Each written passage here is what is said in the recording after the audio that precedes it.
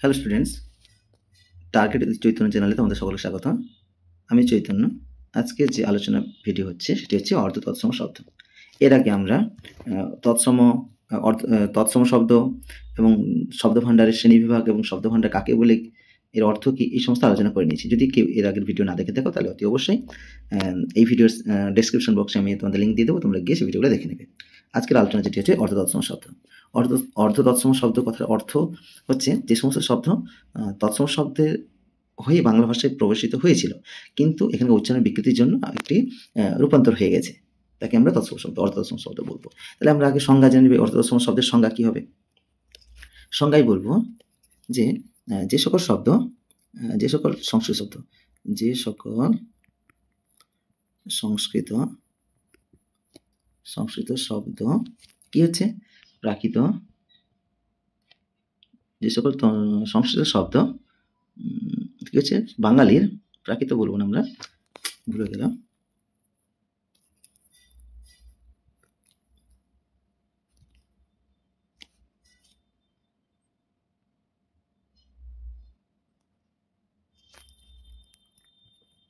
যে সকল তৎসম শব্দ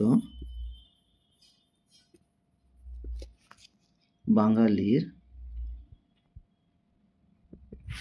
উচ্চারণের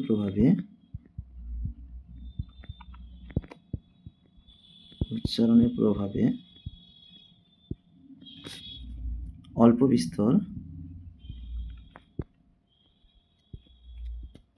বিস্তর বিকৃত বা রূপান্তরিত হয়েছে, তাদের অর্ধ তৎসম বা ভগ্ন তৎসম শব্দ বলা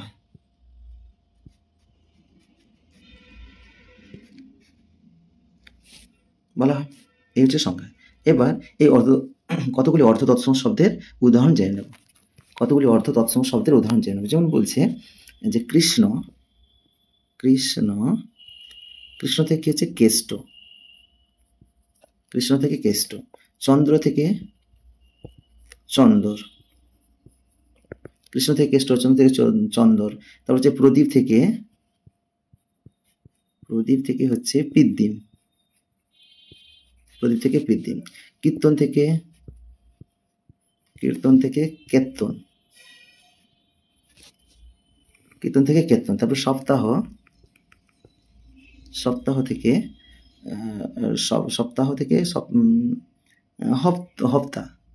হপ্তা, তারপরে আমরা বলবো পুত্র থেকে পুত্তুর, মিত্র থেকে মিত্তির, এছাড়া আর কি রয়েছে? এছাড়া আরো হতে পারে মহোৎসব থেকে মৎস্য,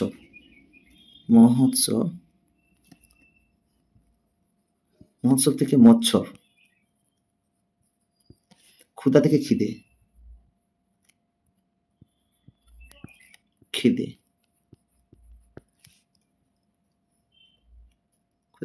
হবে, ক্ষয় শিকার হবে। জ্যোৎস্না থেকে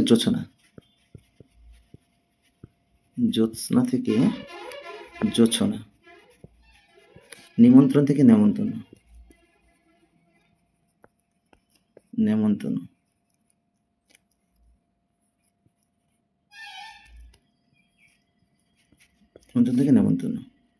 এছাড়া আর কি হতে পারে?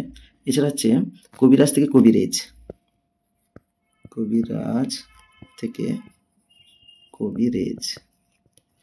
আর কি হতে পারে? শ্রীনাথ থেকে ছিনাথ,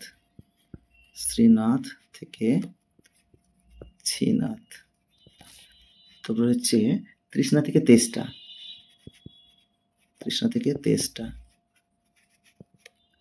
এরপরে কি হতে? গৃহিণী থেকে গিন্নি,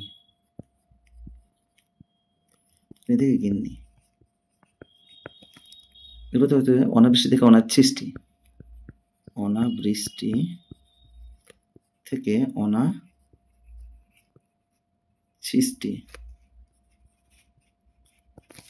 রাত্রি থেকে রাত্রির, রাত্রির। শ্রী থেকে ছিরি, শ্রী থেকে ছিরি।